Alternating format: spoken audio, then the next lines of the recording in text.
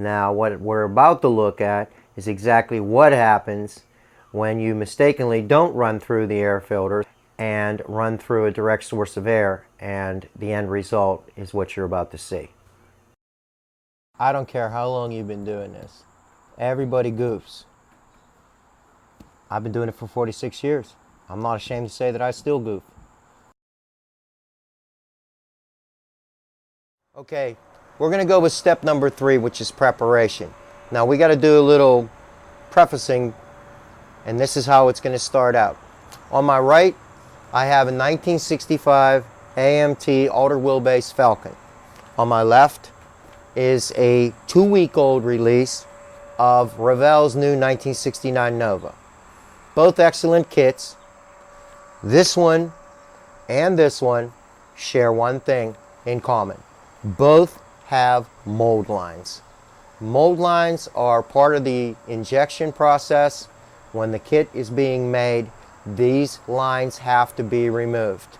And just so you understand, this kit is sealed in plastic. It's a brand new kit. We're going to set the Nova off to the side.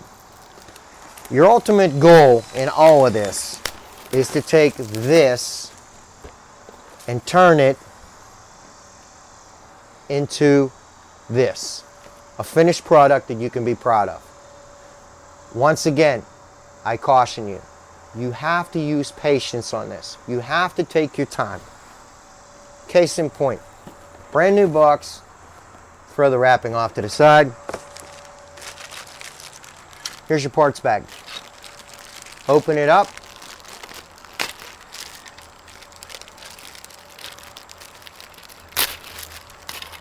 And look what you have inside. And we all know, all the parts have to be removed from the trees, but also where a lot of guys fail to come through, each of these parts has mold lines on it. The frame, the motor block, the interior, the dashboard, the hood, the roll bar. Then let me show you something. This very same part. This is a prep kit. I'll show you in a minute what I do. Here's the difference. This one has been sanded. This one has been not. If you look really close, you'll see here where you have your mold line still on it. These all have to be removed. Do you have to? No, but the idea of it is if you're going to build the kit, you build it right. All the mold lines have to be removed. Now what I do to make my life a lot easier so that there's a lot less confusion and a lot less lost parts, I should say, I use Ziploc bags. All my parts are cut off of the trees. All the parts are gone over with sandpaper. I start with 320, 400, 600, and 1500, depending on how bad the mold line is. Generally speaking, you want to start with 400, work your way up to 600, and work your way up to 1500. Now here's another trick. It's just a little caution. If you're working on a piece, have a scrap piece of paper and a pen there. You're done for the day, the wife decides she wants to go out to dinner, you got to take one of the kids to the ball game, whatever reason it is, write down what you left off. Too often, what will happen is you'll be using a heavier grade of sandpaper, say 400, jump to 1500, and you'll have light scratch marks in, and when you put your paint job down, you're like, where did these come from? It's simply because you didn't take the steps. Once again, like I said, I'll pound this into your head. Patience, patience, patience. It's always important to have the right tools. I'm going to say that 1,000,001 times throughout this video. 400, 600, 320, 1500. You can pick the sandpaper up at any of your local hardware stores, at your auto parts store. It's wet dry. Now, one thing about it, always work with a small piece. Inch by inch, 3/4 by 3/4. Reason being, if you have a body that you're working on, you have a mold line here, if you're trying to use a whole piece, you're going to end up sanding where you don't want to. And once again, we're going back to You got sand lines, you don't know where they came from. So always work with a small piece of paper. You can fold it in half. Just make sure that it's just the right size for where you want to work at. Okay, now, what I always do is I always cut my parts off of the trees. I then separate them. I put them in Ziploc bags.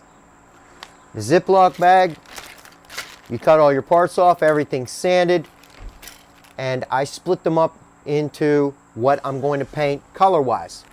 This particular bag is all the black. So it gets folded up neatly. All your parts are here. You put them back into your model car box and it's ready. You just fold it up. And when you're ready to paint it, it's there. Now what we're going to do is we're going to jump over and we're going to go to the body, which is the most important preparation. Several years ago, testers brought out a product, a line called metallizers. This is the aluminum plate. It's a nice, smooth product. When it goes on, it dries in a matter of seconds. I use it for a multitude of purposes. Actually, I use it as a primer more than anything else. You see, primer has a thickness to it, and that just builds up as you go out. So I use this to seal it. You can actually take this metallizer, you can spray it onto a resin body, inside and out, and put it in brake fluid, and it will not touch the body because literally it puts a coat of metal on it. Now what I'm going to do today, this is for demonstration purposes only. What we have here is a 1966 Nova body. Now there's going to be 3 Nova bodies involved in this. There is going to be a red one, which was already painted. It was already cleared. That one we're going to work on with the novice treatment to show you how to rub it out. There is going to be a lime green one, which is going to be actually painted. There is going to be a blue one, which I will show you how to put into clear.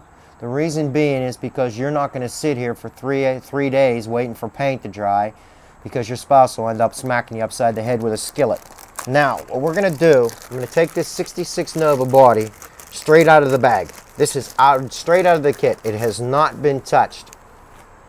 What we're going to demonstrate here is where the mold lines are. Now, you'll see right here is a badge emblem. You'll see right here is a badge emblem. What I do is I sand those off. I remove them. There is a gentleman from Canada by the name of Keith Marks who produces decals. And in the place of these badge emblems, I will lay a decal down. You will not be able to tell the difference. We'll see that a little bit further on in the demonstration. I have my masking tape, and this is where the pipe nipples come into use. Very simple to use. Take it, sticky side back, wrap it up, and there you have a perfect stand. Now, on this body, naturally, you're going to remove this piece, and it says remove here. That's got to go too. Then you're going to sand the entire body. On every body that comes directly out of the box, you're going to have to go over it with a fine-tooth comb. Now in this particular car, here, this fender line,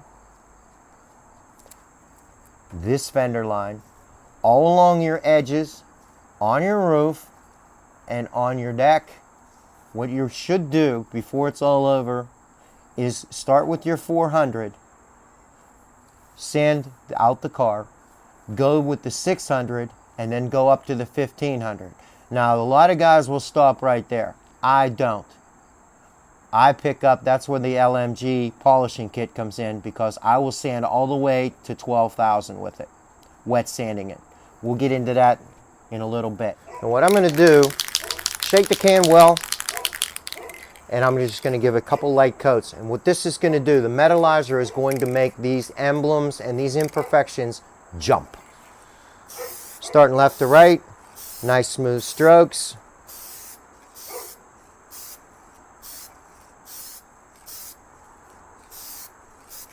Okay, the body is coated now. This badge emblem, this badge emblem, this line on this fender, this mark here, this mark here. Now you know that they have to be removed. Start with your 400, mark your way up to the 600, work your way up to the 1500.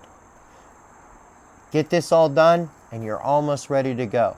Now, what we're going to do now is I'm going to take another body, which I have already sanded because it'd be a little tedious sitting here watching me sand for 2 hours. And I'll show you exactly how it turns out otherwise, the way that it's properly prepared. Okay, this body has been completely prepared. Every piece of it has been sanded off except for one badge emblem. That's this badge emblem right here. Now what I'm doing, I'm taking a small piece. Notice when I was talking about it before, you don't need a big piece of sandpaper. Just a little tiny piece of sandpaper. Now this is 320. I'm going to just lightly sand it. Now some of these badge emblems are a little thick. You're going to have to learn to judge whether you use 320, 400, 600. I'm using 320 here just to expedite the process. Okay, it's gone. Done. Now, move my way up to the 400. Okay, once again, it's just a small tiny piece because I don't want to really sand a whole big area here. I have complete and utter control of the sandpaper. Okay, sand marks are gone. Now we're going to go with the 600. Once again, it's just a small tiny piece.